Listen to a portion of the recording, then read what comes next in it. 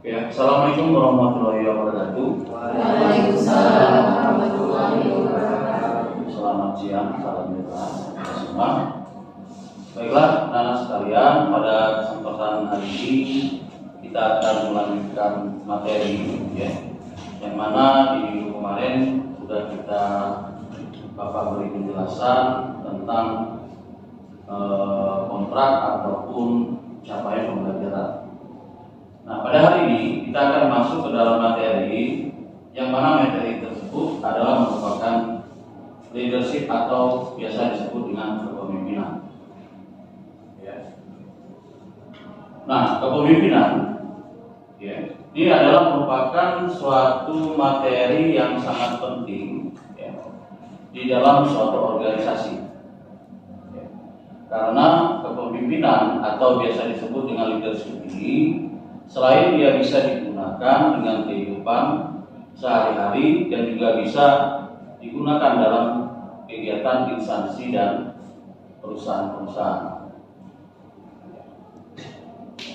Selanjutnya, kita lihat dulu apa sih yang dimaksud dengan leadership itu sendiri. Secara bahasa, ya, leadership berasal dari kata yang berasal dari bahasa Inggris, yaitu leader, yang artinya adalah pemimpin. Sedangkan leadership itu adalah artinya kepemimpinan, artinya mempunyai suatu penggabungan kata yang sangat signifikan.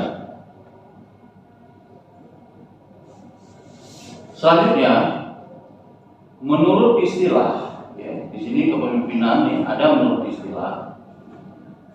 Kepemimpinan menurut istilahnya ini adalah merupakan kemampuan atau kesiapan yang dimiliki oleh seseorang yang dapat mempengaruhi, mendorong, ya, mengajak, menuntun, menggerakkan, dan jika perlu, ya, memaksa seseorang, ya, agar ia dapat mengikuti apa yang kita inginkan.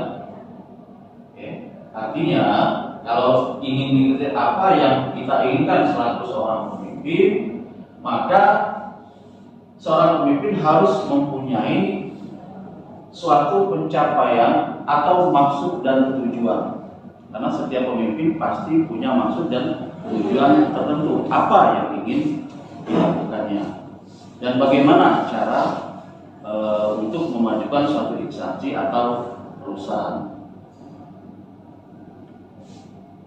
Nah, sebelum memimpin, maka seseorang perlu ada beberapa hal, ya. Sebelum menjadi pemimpin, ya, kita harus mengenali ada beberapa hal. Yang pertama, kenali dirimu sendiri. Ya.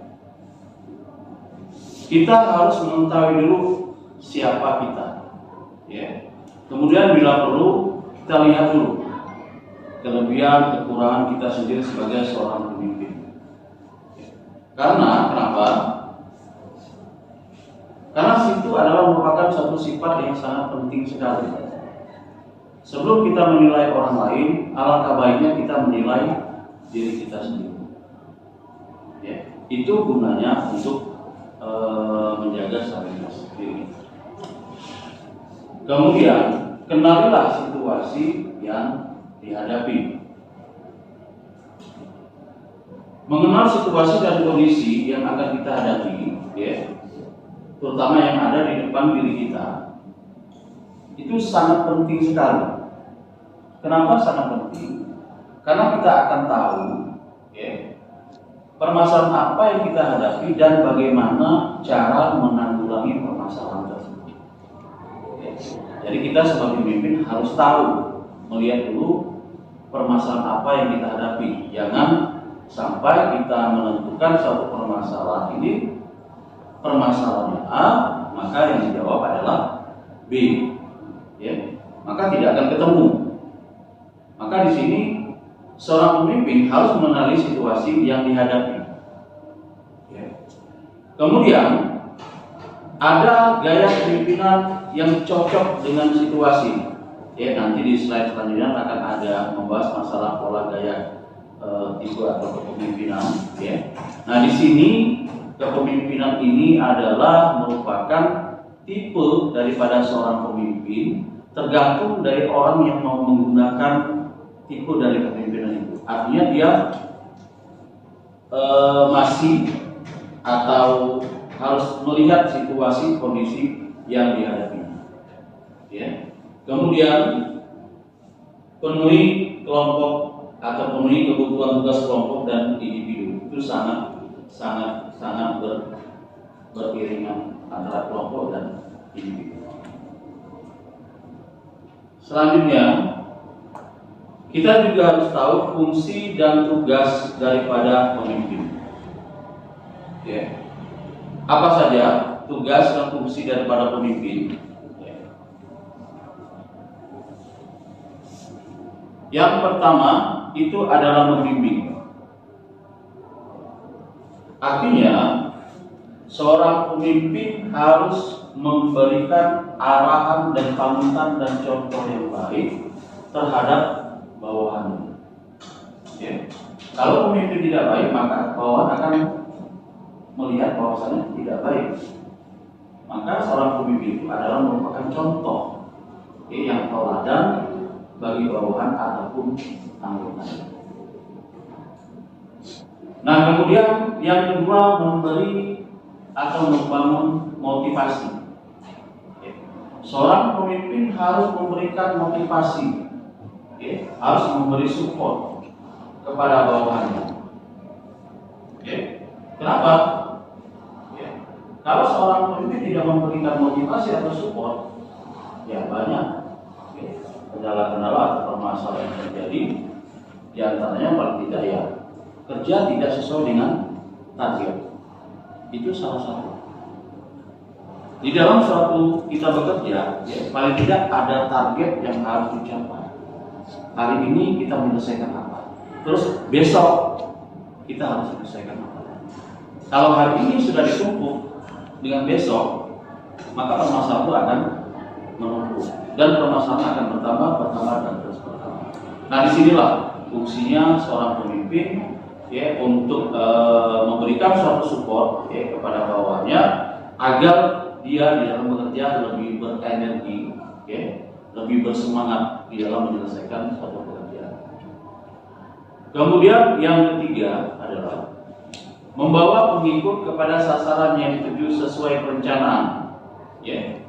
Artinya, seorang pemimpin harus melakukan suatu perencanaan yang baik dan komunikasi yang baik terhadap bawahan. Ya. Karena komunikasi yang baik, ya, itu akan menciptakan suatu hubungan yang baik pula. Ya.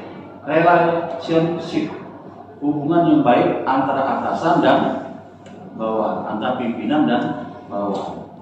Ya. Jadi sangat, ya, dianjurkan, ya, untuk perencanaan antara atasan dan bawahan. Dan yang keempat adalah memberikan jaringan komunikasi yang baik. Ya. Sebenarnya yang ketiga dan keempat ini ada hubungannya, memberikan komunikasi yang baik. Artinya antara atasan dan bawahan itu harus ada komunikasi. Ya. Harus ada talking, bicara, ya, antara atasan dan bawahan. Ya. Kalau tidak ada komunikasi yang baik antara atasan dan bawahan, maka tidak ketemu. Ini maunya gimana? Ya. Maunya ini apa? Ya. Jadi yang bawahan tadi kerjanya semau gue. Ya. Ayo sudah. Jelas. Selanjutnya, pokok bahasan yaitu tentang tipe-tipe daripada kepemimpinan. Di sini saya hanya mengambil ada 4 tipe, ya, atau pola kepemimpinan. Sebenarnya banyak, ya, banyak tipe atau gaya daripada kepemimpinan. Tetapi di dalam pokok bahasan saya ini saya hanya mengambil 4, ya, yaitu yang pertama karismatik, otoriter, liberal, dan demokratis. Nah, kita lihat tipe-tipe kepemimpinan yang karismatik adalah merupakan pemimpin yang mempunyai daya tarik dan wibawa yang sangat tinggi. Bisa dimiliki oleh orang-orang yang sangat ahli, alih, lagi soleh. Bagaimana? Anda bisa melihat orang itu dari jauh sudah bisa. Wih, orang itu sangat berwibawa. Itu sudah bisa Anda lihat dengan tentang kewibawaan seseorang. Nah, kemudian yang selanjutnya adalah otoriter. Otoriter ini adalah merupakan pemimpin yang tidak dapat mendengarkan kritik, pendapat, saran dari orang lain ataupun bawahannya. Untuk mencapai suatu tujuan yang disesuaikan dengan keinginan sendiri atau pribadi. Jadi dia tuh nggak mau menerima masukan dari bawahan. Pokoknya kamu selesaikan manusia. Nah, ini adalah otoriter. Otoriter ini bisa kalau kita lihat dalam hidup sehari, istilah tertentu gaya preman. Nah, kalau gaya preman sama lagi. Kamu harus nurut. Kalau tidak, habis. Sangat bahaya sifat otoriter ini digunakan kalau orang-orang yang agak keras. Selanjutnya, tipe kepemimpinan yang liberal. Pemimpin yang tidak tahu menahu dengan persoalan bawahannya dan membiarkan bawahannya mencari permasalahan dan pemecahan sendiri. Jadi intinya bawahan itu disuruh berpikir sendiri. Coba Anda bayangkan. Mencari permasalahan sendiri, mencari penyelesaian sendiri. Padahal di situ ada pimpinan. Setiap bawahan, kalau ada permasalahan, pasti dia akan melapor ke pimpinan. Nah, liberal itu beda. Anak buahnya dibiarkan. Nah, yang keempat, tipe kepemimpinan yang keempat itu adalah demokratis. Kekuasaan sepenuhnya kepada anggota, segala keputusan berdasarkan keputusan musyawarah bersama dengan anggotanya, pemimpin mencari masalah dan memecahkan sendiri. Jadi di sini demokratis ini kelihatan antara bawahan dan pimpinan itu ada suatu komunikasi dan jalinan yang sangat erat, yang sangat positif, yang sangat baik.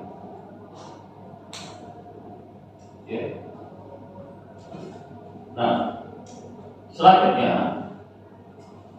kita lihat di sini ada gaya kepemimpinan versinya Pak Ki Hajar Dewantoro.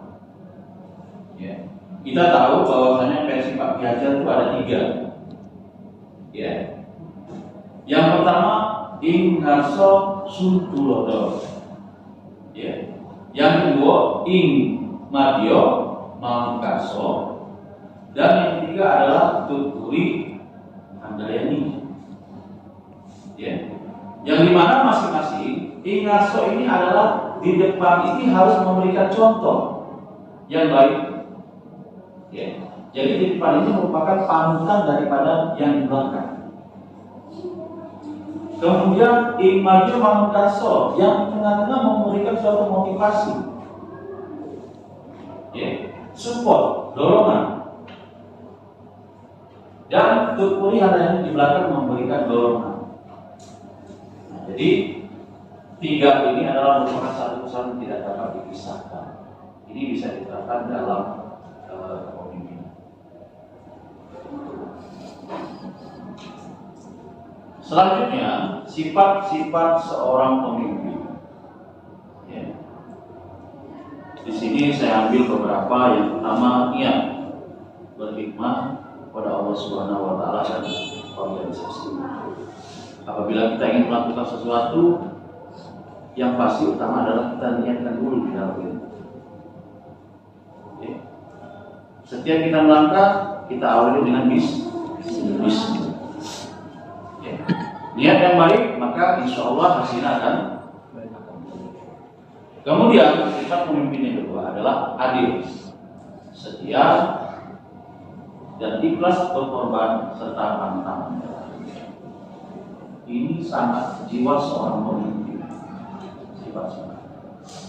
Kemudian pemimpin itu penuh energi dan inisiatif, juga gemar beraktivitas. Artinya apa sih yang ingin dibuat? Sesuatu apa yang ingin ditimbulkan oleh seorang pemimpin. Dan selanjutnya pemimpin itu tidak boleh emosional, ya. Simpatik, sopan, dan fleksibel. Terus jakal, banyak akal, terampil, komunikatif, dan terbuka. Ya.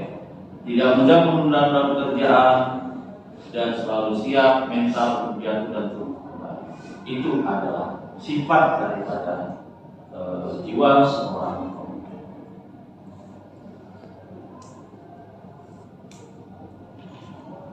Kemudian sifat atau karakter yang senantiasa dijadikan suatu pedoman atau dasar yang meliputi apa saja. Sifat-sifat yang menjadikan suatu pedoman. Kita lihat di sini ada sedih, ada amanah, ada tablik, ada patronat. Sidik benar dalam keyakinan, ucapan, dan tindakan. Amanah dan percaya dalam keyakinan, ucapan, dan tindakan. Tablik menyampaikan dalam keyakinan, ucapan, dan tindakan. Patronat cerdas, peka, atau cepat tanggap terhadap problem yang terjadi di dalam masyarakat. Nah, di sini ada yang menyatakan menurut John Quincy Adams, ya, jika tindakanmu menginspirasi orang lain, ya, untuk bermimpi lebih banyak, belajar lebih banyak, membuat lebih banyak, dan menjadi lebih banyak, ya, maka kamulah atau kamu adalah bisa disebut sebagai seorang pemimpin. Ini ucapan yang keluar dari John Quincy Adams. Oke, saya kira sampai di sini materi yang saya sampaikan. Kalau ada yang mau ditanyakan, silakan. Izin bertanya. Ya, silakan. Perkenalkan, nama saya Edi Berkudin, NIM 2022-2130-14. Apakah pemimpin dan kepemimpinan itu sama? Oke, terima kasih ya atas pertanyaannya, sangat baik sekali. Ya, kalau kita lihat memang dari tulisan pemimpin dan kepemimpinan itu tidak beda. Ya. Tetapi sebenarnya intinya adalah beda. Di mana bedanya? Bahwasanya seorang pemimpin itu adalah merupakan orang yang memberi pengaruh, ya, pengaruh dan memberikan suatu motivasi, ya, baik kepada dirinya maupun bawahan ataupun kepada anggota. Nah, itu adalah kepemimpinan. Sedangkan kepemimpinan itu sendiri adalah merupakan suatu kepribadian orang yang menyebabkan kelompok, ya, sebagai contoh agar orang itu bisa mengikutinya. Ya, ini kepemimpinan ini dalam satu organisasi. Ya, jadi panutan, contoh yang harus diikuti oleh bawahan, ya, yang harus diikuti oleh anggota. Ya, saya kira kira-kira. Pak, terima kasih. Oke, apakah ada yang mau bertanya lagi selain dari teman kamu? Silakan. Izin menjawab. Silakan. Perkenalkan, nama saya Abdullah Syahril, NIM 2022-13001. Seperti apa sih Pak gaya kepemimpinan ideal menurut Bapak? Terima kasih. Oke. Seperti apa kepemimpinan yang ideal? Ya. Menurut saya pribadi, ya, kepemimpinan yang ideal, yang baik itu adalah dengan memperhatikan bawahannya, dengan memberikan suatu perhatian terhadap bawahannya. Ya. Bila perlu perhatian itu, ya, bukan cuma ucapan, tetapi suatu real. Ya. Kalau seandainya bawahan tadi bagus, baik dengan pekerjaannya, maka tidak menutup kemungkinan pemimpin tadi bisa memberikan suatu apresiasi, ya, atau bentuk perhatian terhadap bawahannya. Nah, maka disitulah nanti timbul, ya, suatu komunikasi antara bawahan dan atasan. Ya. Kalau pribadi saya, ya, berarti bentuk perhatian sangat perlu sekali terhadap bawahan. Karena itulah perhatian itu akan terbentuk suatu jaminan komunikasi yang baik. Akan terbentuk suatu komunikasi yang baik, hubungan yang baik, relasi yang baik, baik di dalam suatu instansi atau perusahaan, baik di luar. Kalau kita menciptakan seperti itu, ya, maka tidak kemungkinan, saya yakin bawahan akan senang. Ya. Yang diinginkan oleh bawahan hanya satu, perhatian. Berupa apa? Bukan ucapan, tetapi reward. Apa reward? Seperti bonus. Itu sebagai ucapan perhatian. Sangat perlu sekali. Tapi kalau pemimpinnya tidak tidak ada perhatian terhadap bawahannya, maka akan sulit untuk berkembang di dalam suatu instansi. Saya kira. Oke, ada lagi? Silakan. Nama saya Faiza Kurnia. Saya NIM 2022-2130. Siapa nama? B. Faiza Amalia. Aiza. Ya, silakan Faiza. NIM 2022-2130. Yang ingin saya sampaikan, Pak, menurut Bapak siapakah role model dari tipe yang pemimpin yang tepat menurut Bapak? Oke. Ada empat tadi ya? Yang empat tadi. Oke. Di materi sebelumnya itu sudah kita bahas bahwasannya memang banyak, ya, tipe atau pola gaya kepemimpinan. Tetapi di sini ada yang saya ambil hanya 4. Ya. Kalau pertanyaannya tipe kepemimpinan yang mana yang lebih baik? Ya. Sebenarnya kalau dia itu baik semua. Ya, tergantung orang yang menggunakannya. Kalau tidak baik, tidak akan mungkin orang mempunyai. Tipe kepemimpinan adalah yang merupakan sifat dari watak seorang pemimpin. Ada yang liberal, ada yang otoriter, ada yang demokratis. Ya. Kalau dilihat dari keempat, kita ambil contoh yang 4 ini ya. Liberal, ya, dengan persoalan bawahan tidak menahu, kemudian demokratis, dia sepenuhnya kepada anggota, bisa berdasarkan keputusan bermusyawarah bersama anggotanya. Ketiga, karismatik, ya. Kemudian yang keempat adalah otoriter. Kalau dilihat di sini, kita bisa lihat antara karismatik dan demokratis. Ya. Ada lagi yang namanya tadi tipe kepemimpinan yang terpapar, itu sangat baik sekali. Kita akan diarahkan, kita akan dibimbing, ya. Setiap ada permasalahan kita akan dilindungi. Itu adalah gaya kepemimpinan. Artinya dia tidak akan menjerumuskan seseorang atau bawahan itu ke dalam kehancuran. Ya.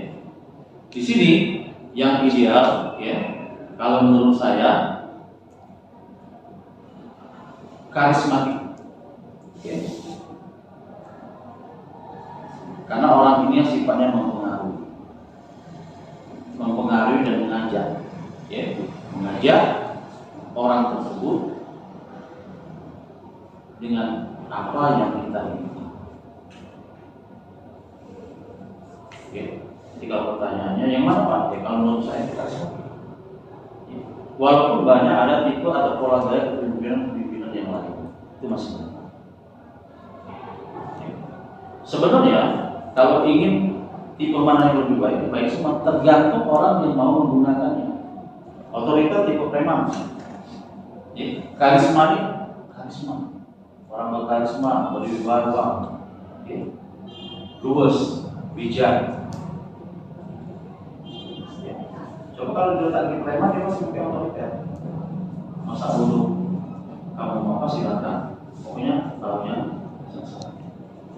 Oke, silakan kita buka satu pertanyaan lagi kalau ada yang bertanyakan. Terakhir.